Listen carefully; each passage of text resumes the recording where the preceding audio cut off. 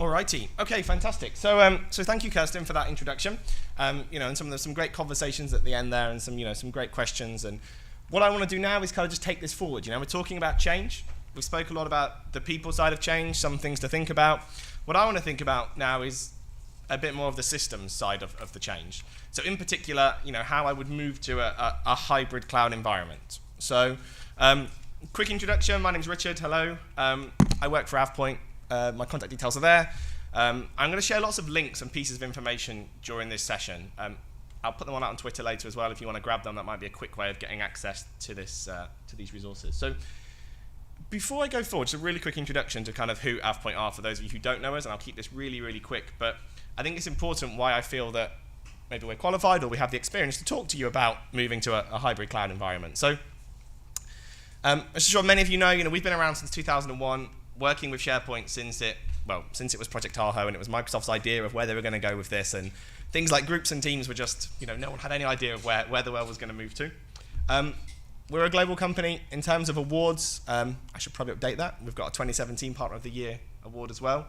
So for the last 4 years in a row, we've won a Worldwide Partner of the Year award from Microsoft, so hopefully that kind of shows a little bit about what Microsoft think of us as a vendor. And really, we'll skip forward. We help organizations with 3 things, okay? Migrating, so moving from one system, or moving data from a legacy system to a new system. That's what I'm going to focus this conversation this morning. Management, kind of making it easier to manage those systems once you move into new systems, and also sort of protection of data. So, again, with things like GDPR coming into force next year, it's really important now to make sure that you're not leaking data out of your organizations, who has access to data, you're purging data at the appropriate time. So we've got some tools around there. Anyways, that's my kind of introduction, my sales pitch done. We'll get into the interesting pieces now. So first of all, I just want to talk about this study. So I'm going to talk to you today about hybrid SharePoint and how you may migrate to it. So we took part in a study. We were a sponsor along with a number of other organizations earlier this year, all around hybrid SharePoint. And I think over 500 global organizations worldwide responded to this study. And they kind of told us, if they were using hybrid, why they were using hybrid, what they liked, what they didn't like, what the challenges were, what their plans were for going forward. And all of that was sort of published into kind of a nice report that you guys can take away and read. So the link's here. By all means, go and grab a copy of it. There's some really interesting pieces in that. And I'm going to use a lot of the stats out of that study going forward. And I don't know, some people in this room may have even responded to it. So it's not an AvePoint study. We were just one of the sponsors, so it's not, it's not really about our product set. Anyways, so your choices, you want to migrate, you want to move to a new system. Kirsten was talking about that this morning. You've got some pretty tough decisions about where you go. So today you've probably got maybe some old on-premise systems, maybe old versions of SharePoint, probably masses of data in file shares. And this is one that we're seeing more and more customers speaking to us, particularly again with things like kind of GDPR coming into force next year. They're seeing file share as a risk, because within that file share, you might have all sorts of data, personal data, data for customers that have left the organization, data for parts of the business that you sold off 10 years ago, but you held because it might be useful. All these sorts of things crop up. And potentially, the fines for sort of holding that data are going to increase astronomically. So various different places you might be. So where do you go to? Do you go to a new on-premise platform, SharePoint 2013, SharePoint 2016, move to Office 365? I did a very similar event about a year and a half ago, and there was someone in the room today who had a big conversation afterwards about which one of these they go to. And we really spoke it through, and it was a tough decision because there was business drivers and IT drivers to balance, and it wasn't a straightforward call. Quick question, anyone in this room still got SharePoint 2007 today that you're using on-premise? Okay, wow, okay, not too many people, that's cool. I was going to call out, so end of support, officially extended support and all of that cool stuff ends on October the 10th this year. So if you are using that platform going forward, after October the 10th, that's it, you're not going to get any more support from Microsoft on that. So when customers say to me, hey Rich, should I go to the cloud? Should I go hybrid? Should I upgrade my version of, whatever system it is? I say to them, well, what's the business value? What are you trying to get out of this? What do you want from this platform? Are you looking for ways for people to, do records management? And we've got a conversation later on this afternoon all about how you can hopefully do records management better in the future. Do you want to provide search across your organization? Do you want people to build custom applications? So I would say, think about what you want, before you make a choice about which system to use. Because I think let's put this new platform in. Why? And it goes back to some of Kirsten's points. So in our survey that we spoke, we actually said to people, can you tell us what you're using SharePoint for today? We thought that would be an interesting question. And this, kind of, the bigger the word, the more people said it. Interesting collaboration is the biggest word. Fantastic word. If anyone knows what it means, come and speak to me, because, I have no idea. But we can see, some obvious things, collaboration, sharing, document, intranet. But then there's some much smaller words in there. So, things like project, things like platform, things like portal, kind of much, much smaller ones. So, again, fairly interesting, but, yeah, just worth thinking about what other people are using. So what I want to do now is, while we're talking about hybrid, is think about where you may choose to go, which platforms you may choose to move to. So we'll start off with SharePoint 2013. Oh, it does say 2013 on my screen. Why might you go here? So I'm going to try and go through some pros and cons to give you the benefits as I see them to help you make an informed choice. So one of the reasons I think you might go here, it's been out a long time, well known, well documented, lots of updates, incredibly stable. It's absolutely a good reason why you might go here. Is some hybrid integration. So if you have Office 365 and you want to tie the two together, absolutely possible with 2013 to some extent. Why may you not go here? Okay, so you're not going to get many future enhancements, right? It's an old platform. So if you're thinking of deploying this now, that's cool, but just be aware of that. I think those of us who've run SharePoint farms over the years have learned that, patching a SharePoint farm, running it at scale, it's a fairly challenging task, and Microsoft maybe didn't make it as easy as they could have in the past. They learned a lot when they ran that themselves in Office 365, and it's a lot easier with things like 2016. So you're gonna struggle there. And talking about support, SharePoint 2013's mainstream support ends in April 2018. So if you're about to deploy that platform today, you're about to move there, April 2018 mainstream support's ending. Now again, that's not a reason not to do it, but I think it's absolutely something you should consider if you're going to go to this platform. Obviously there'll be extended support, but mainstream support, April 2018, so what? Less than a year. Okay, so the next option, maybe we'll go up to 2016. So clearly there is a lot of benefits here. You're going to get some of the cool things from the cloud brought down. So for those of you who haven't looked into this or looked into it in detail, Microsoft made quite a big change in their sort of update model. So traditionally with SharePoint, you waited for a service pack, and the service pack came down. And it fixed some problems. It didn't introduce masses of new functionality. With 2016, we've now got these things called feature packs, and a feature pack actually brings new functionality to your platform. So some of the cool stuff they've done in the cloud, they'll bring it down and make it available on-premise. And they actually released the first one last November. So again, the velocity of change, you haven't maybe got to wait 3 years for an upgrade cycle like you've done in the past. So it's definitely a positive. Again, for some organizations, there is a prejudice against newer platforms, pre-service pack 1, and I get all that, and I'm certainly not going to say don't do that if that's how your organization works, but I would challenge whether that's really valid for SharePoint. I mean, the code for SharePoint 2016 has been running in Office 365 for years. We're now had a feature pack, so if this is your reason for not doing this, I want to challenge that if I was in your position. And then obviously, if there's anyone from Microsoft in the room today, they would say, don't worry about this, just go to the cloud, okay?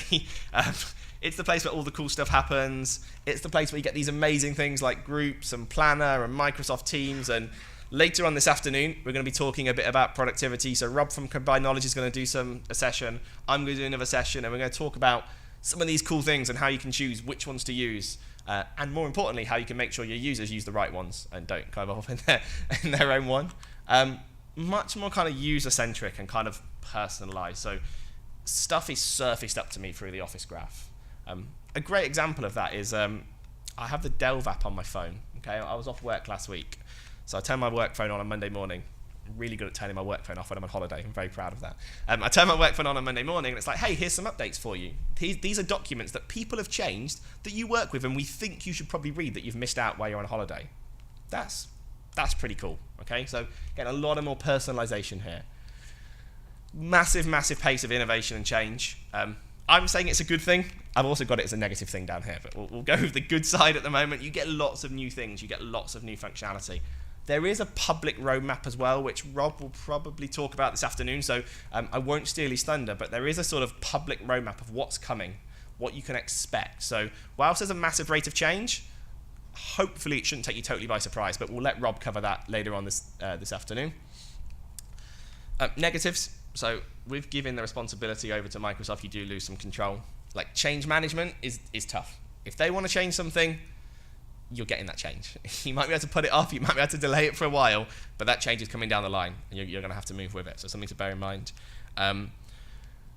Planned features can be cancelled. So this roadmap's great because it says what they're planning on doing, but by being public, they sometimes change their mind. So just be aware that if you see something on the roadmap and you're going to 365 because of that, it's a roadmap. It's not a contractual commitment. It doesn't happen very often, but it does happen. There is a perceived difficulty of migrating up to the cloud. Data throughput, how do I get there? What about all of my different information? How do I worry about Active Directory? What if I don't want to put sensitive data there? I can't put data in the US. All these questions that come up. Now, I'm going to talk through some of the technology tools that we've got to help with that. And we're really lucky that after the coffee break, Andy from is going to talk about a specific piece of work. His organization has recently rebranded. I didn't want to say the wrong name there. We're going to talk about a specific piece of work that they've done with moving the Ministry of Defense to Office 365, which is 200,000 users. So what I would say is if it's possible to get an organization like the Ministry of Defense there, it's possible to work through these challenges. So I'm going to give you kind of the theory, and Andy will go through an amazing case study after the break. And throw as difficult questions as you want at him. And if you can't answer them, he'll politely say, I can't answer that. So here we go, the favorite son. What I thought then was, well, these are kind of where you could go. It'd be interesting to consider kind of where people are today. So again, I looked at that study we did, and this is kind of the world today for people who are on-premise. And we can see that the vast majority are on 2013. Actually, 2010 is still above 2016. So I guess the reason I'm putting this slide up is I've kind of said 2013 end of support is April 2018, should you be moving to that platform? Lots of people are still there. It's still very important. And I guess I want to sort of just temper my scare story is a bit of the wrong word, but just sort of temper it with this is where people are, this is where kind of the world is today. This was done across over 500 people, multiple geographies across the world. So it's quite an interesting one. We'll see there's a few people down here on 2003. I love it when a customer calls us to do a migration there because that's how I started working with SharePoint, so it's always a bit nostalgic for me. Anyways, let's go forward then. So why might you go hybrid? So I've said about 2013. I've said about 2016, I've said about Office 365. Why might you choose to mix the two together? What are some of the top things that people are doing? So again, I've pulled this out of that study, and for those of you who haven't seen charts like this before, the idea is the bigger the blob, the more people said that. So it's quite interesting that, OneDrive for Business is a massive reason to use Office 365 in a hybrid environment. So you say my structured collaboration, I want to keep on an on-premise SharePoint because I've got more control over it. But personal file sharing, Microsoft give me so much storage space. They give me a great mobile app. The sync client's better if you've got Windows 10, okay? So that's not surprising to me that was that high up. It's also not surprising to me that team sites were there. Again, for lots of quite basic team sites where you want to churn them out, use them quickly, blow them away. Again, I think that makes sense. Some of the interesting things were Yammer was quite small. So Yammer is always an interesting one. And again, I won't steal some of Rob's thunder on kind of which tools to use when, but I think I would have thought that would have been a bigger blob. At AvePoint, we heavily use Yammer for asking questions to teams across the world, finding out what's going on in different parts of the business. I thought that would have been higher, but anyway, so I thought it's quite interesting to see kind of why people chose to go for a hybrid and what the key reasons they went hybrid were. And again, I thought the app launcher would have been higher. So the app launcher is the ability to have that little thing in the top left-hand corner and kind of have the same navigation across both sets of sites. Anyways, cool. So we spoke a little bit there about hybrid. We spoke about some of your options about going to 2013, going to 2016, going to Office 365. Some of the ways that I think you should make decisions. So think about what you want it to do, then weigh up the pros and cons of the different platforms, and some of the things that people in the industry are using hybrid for today. What I want to do now is think about how do I get there. And as I say, I'm going to go through the theory of this, and Andy's going to talk you through a customer example of how we did this. So we at AvePoint, we've had migration products out on the marketplace since SharePoint 2003 came out. So we've been doing migrations for a long, long time. These are the 4 steps that we believe you need to go through to have a successful migration. You'll notice migration is the last step.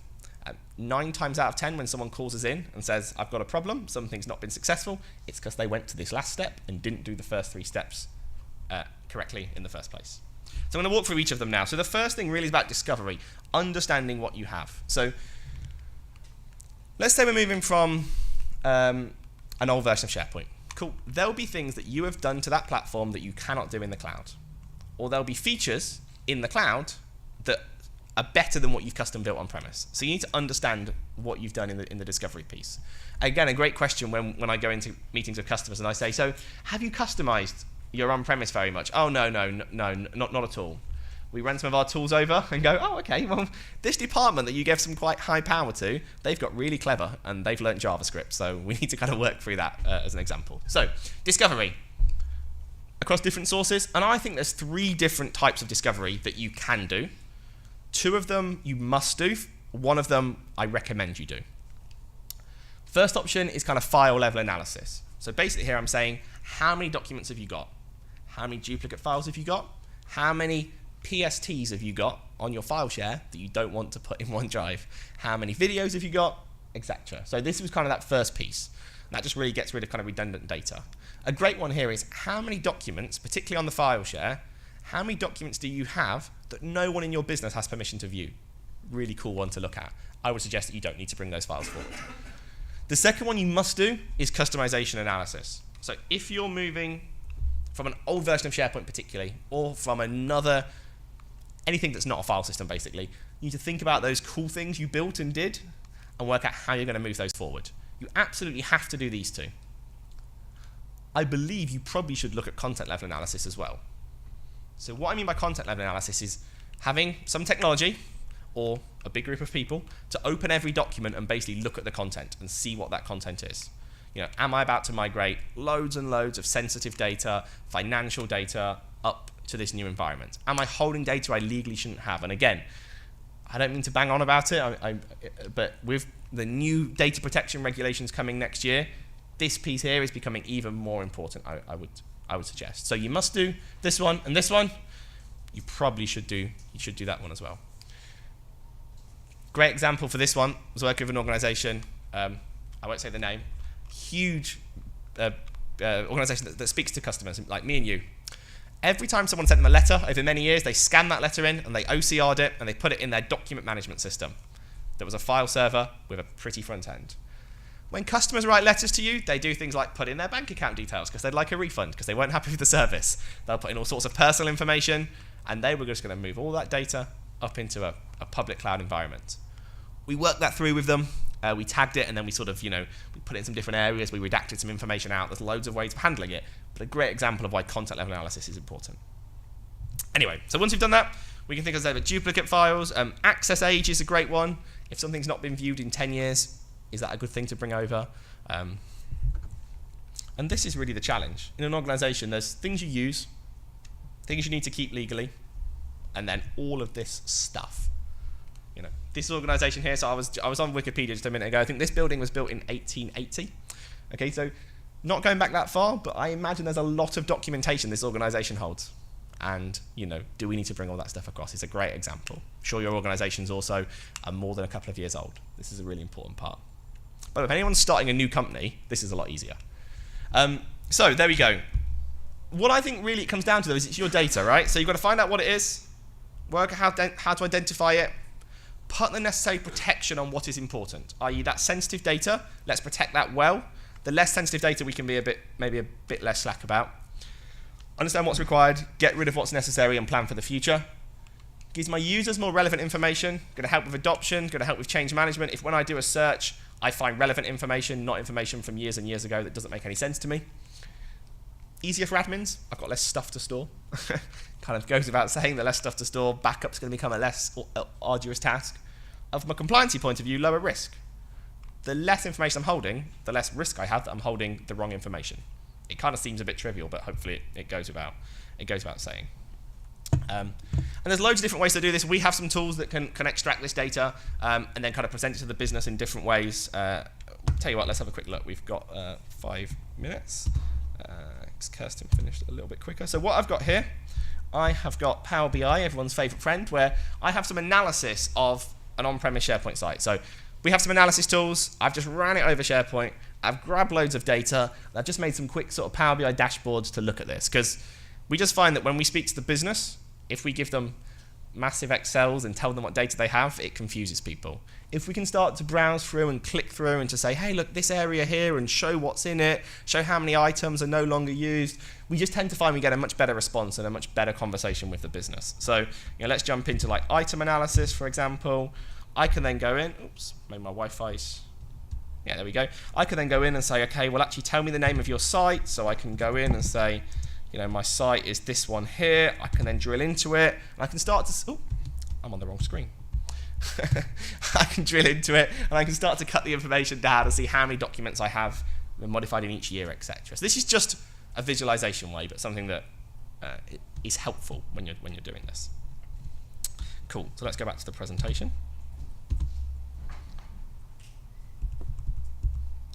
Cool. So once we've looked at what we've got rid of some of that redundant data.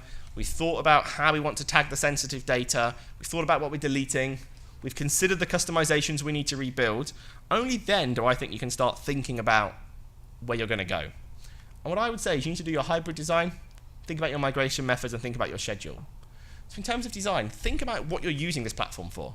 Maybe in my organization, I use SharePoint for these 6 things. Cool. I then decide, you know what? These 3 over here, I'm going to put in the cloud. These ones I'm going to keep on-premise.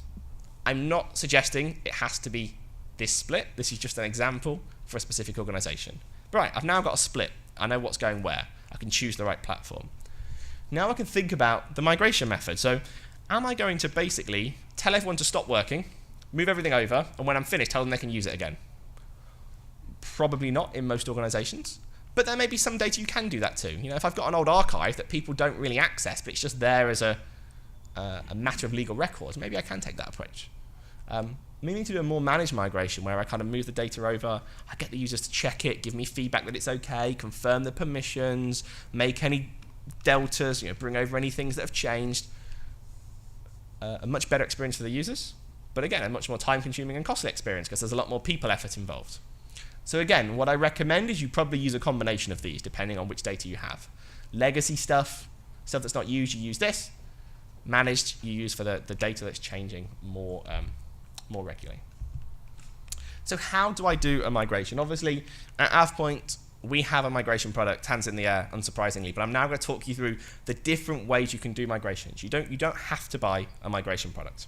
So I think we can put it into 3 main areas. Kind of manual or scripted approaches, tooled, or kind of like services approach. And again, I'm going to go through pros and cons. So manual approach, it may be possible. There are some out-of-the-box tools from Microsoft for you to do things like move content databases. That might work if you're just going one version. Maybe you're going to get your users to cut and paste their data over. So copy from here, paste into here. It might work if you can get the users to do it, but you're probably going to lose a lot of that metadata. Who edited it? When was it changed? Again, maybe that's appropriate for you. Maybe you've got some really clever developers who could write some PowerShell scripts to move data for you. Again, that would also work. So these are what I would say are the benefits of this approach.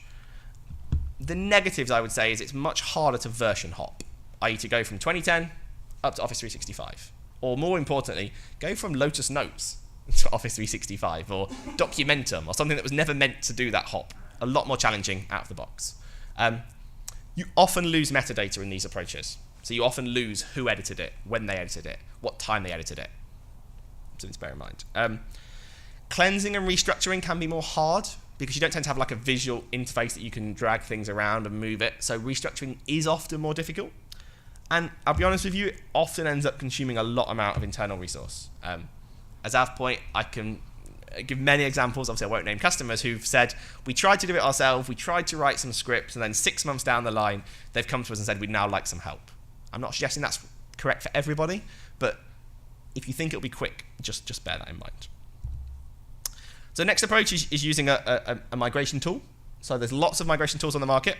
We AvePoint provide one, that allow you to do all sorts of different things. So for example, doing things like SharePoint 2007 up to SharePoint Online. Lotus Notes up to SharePoint Online. Benefits, these tools, you only got a third-party support. So if it goes wrong at 5 o'clock on a Friday, you've got someone else to shout at. You can do things like full, incremental, and ad hoc migration. So what I mean by that is, big department, move all their data over, might take me a week, for argument's sake. But I leave the users in their current source. And I just keep bringing changes over every night to kind of mop the data up. So from an adoption point of view, from a change point of view, the user impact is a lot less in this. They don't feel like they're being hampered in just getting their job done by an IT change. Still requires internal investment. You're going to have to teach your resources to use some tools. You're going to have to schedule it and do all the project management yourself. So there are some negatives. So I'm going to take just a couple of seconds to talk about our migration tool very quickly. On your tables, there is a little flyer. This flyer, if you fill it in and give it to us, we will give you a license for 100 gigabytes of migration up to Office 365 or SharePoint 2016 for free. So if you'd like to have a go with the tool, fill that in, give it to myself or one of the other AvePoint colleagues, and we can get you some licenses sorted. We can migrate from all these different sources. So particularly things like Lotus Notes and Quicker, things that were never meant to go into SharePoint. We can bend that data so it fits into a SharePoint form. So yeah, I think I've got time. Let's have a really quick look at how this works. And then we'll finish up and we'll take a break. So let me just share my screen. All right, I'm going to try and do this live. That's my little caveat before we go any further. So I'm going to log into the migration tool. I just want to show you sort of how, using a tooled approach, it can be quite easy to go to do something such as this. I've got a SharePoint 2003 site just here, and I would like to migrate up to an Office 365 site. Okay, so relatively trivial example. So in the migration tool, these are all of the different places that we let you migrate from. So let's do SharePoint, because that's what we're talking about here. It then gives me like a tree view of kind of a left-hand side and a right-hand side. Left-hand side being my source, right-hand side being my destination. So I can now go through and just pick the things I want. So I know within my intranet, these documents are in the accounting area, in the document library. I could pick up everything, but it's quite likely that you'll be picking individual kind of pieces out. And there we go. I'll pull that documents really fast down here. Documents, perfect. And I want to push that over to Office 365. So here's my Office 365 site. I'm going to throw it here. So we're going to Office 365. Oops. And I can choose it. Now, in reality, if you're doing a huge migration, particularly the scale that Andy's going to talk to you about after the break, would you have users going through here and clicking every single mapping of where the data's going? Probably not. You'll probably write some scripts to automate the tool of choice that you're using. So this is a small example. And again, Andy, I think, will probably talk about some of the challenges around scheduling and how scheduling is not just a IT challenge, but some of the unique challenges you get in different environments. So we do the migration. It's being a little bit slow. We'll just leave that a second. Here we go. Let's just throw it in there. So then the next thing that I need to do is I need to configure what we call a profile. And a profile is like, how am I going to do that migration? What settings am I going to take?